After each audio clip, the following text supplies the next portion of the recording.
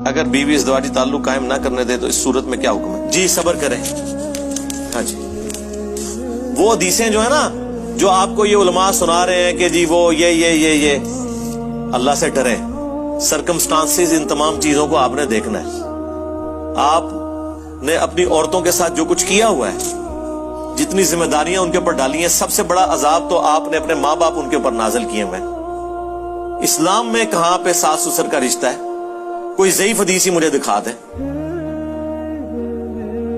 اس کے بعد آپ صرف اتنی مہربانی کیا کریں کہ وہ آپ کو اپنے ساتھ کمرے میں سونے دیتی ہیں. جس عذاب کے اندر آپ نے ان کو مبتلا کیا ہوا ہے، نندوں کے عذاب کے اندر،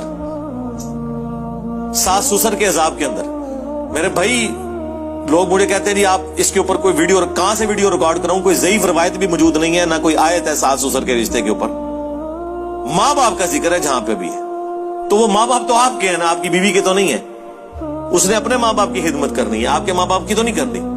اسلام میں تو یہی ہوتا تھا، جیسے ہی کوئی شادی ہوتی تھی وہ الگ فیملی شفٹ ہو جاتی تھی. ظاہر اس زمانے میں مکان تو نہیں لینا پڑتا تھا، ایک خیمے ہی لگتا تھا نا، ضرورتیں بھی بڑی محدود تھی نا.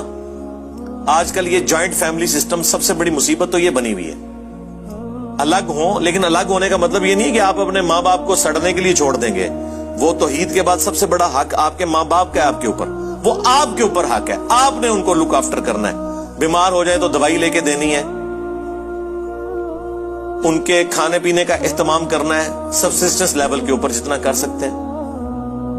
لیکن بیویوں کے اوپر جو آپ نے نوکرانی ان کو بنا کے رکھا ہوا ہے اور نندے ان کے اوپر سوار ہوئی ہوئی ہیں، وہ آ کے ایک مہینہ رہ کے جاتی ہیں وہاں پہ، ان کے بچوں کے برتن اور کپڑے تک بھی پھر آپ کی بیویاں دھوتی ہیں. یہ کون سا انصاف ہو رہا ہے؟ اس کے بعد آپ یہ کہیں گے بیوی نزدیک نہیں لگنے دی، لتر نہ لا کے مارے تو